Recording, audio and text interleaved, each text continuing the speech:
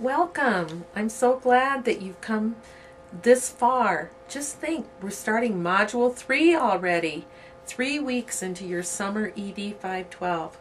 Good for you, and great job, by the way. So far, we have covered general special education law and policy. You have learned about the IDEA principles, and you planned and taught a baseline lesson plan. And I was, as I told you in my grading, I was really inspired by some of your great and fun, relevant, motivating lessons. Then in Module 2 last week, you worked on developing mixed and flexible group lesson plans. And we talked at our face-to-face and online about differentiation and all the things that are available to you when you're creating differentiated lessons. This week, we're going to be looking at Module 3, Tiered Instruction. Learning Objective 1. Participants will learn to employ a wide range of teaching techniques to match the cognitive and social needs of all students. Objective 2. Participants will connect instruction to students' lives and experiences. I want to tell you a little story that kind of reminds me of what happens when you start working on tiered instruction. A little while ago, when my husband and I were living in Iowa, my husband had started kind of a forgetful habit. We weren't using debit cards. We were actually using a checkbook to write checks for our groceries. But he kept going to the grocery store and forgetting his checkbook.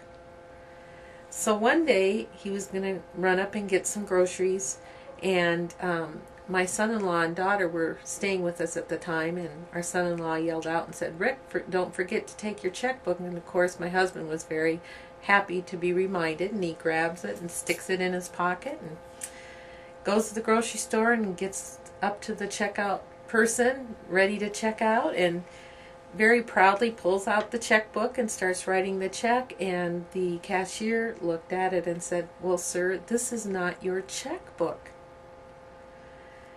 So, of course, we were quite surprised to find out that he'd actually grabbed my son-in-law's checkbook. His focus and everything was on making sure that he had the checkbook with him. But he didn't attend to that second detail about, or think about, whose checkbook he actually had. When we're teaching and we're trying to do so much to meet students' needs and of course write these multifaceted lesson plans, we can very easily get distracted and forget what our targets are.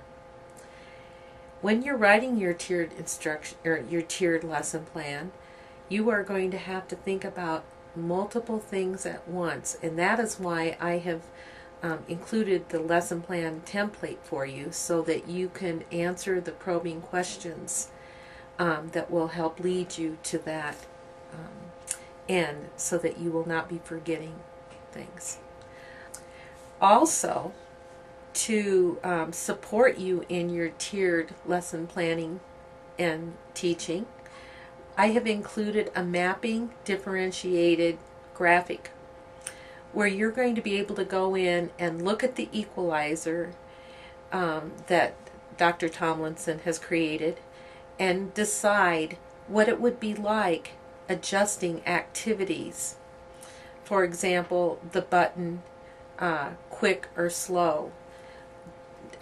If you have a student that is quicker at completing a task or a student that is slower completing the task, how would you adjust that task?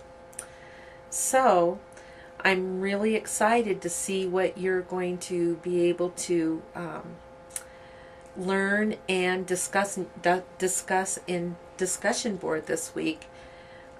Good luck, and you've been doing a great job of communicating with me through email and asked ed512.com. So keep up the good work, and be talking to you soon.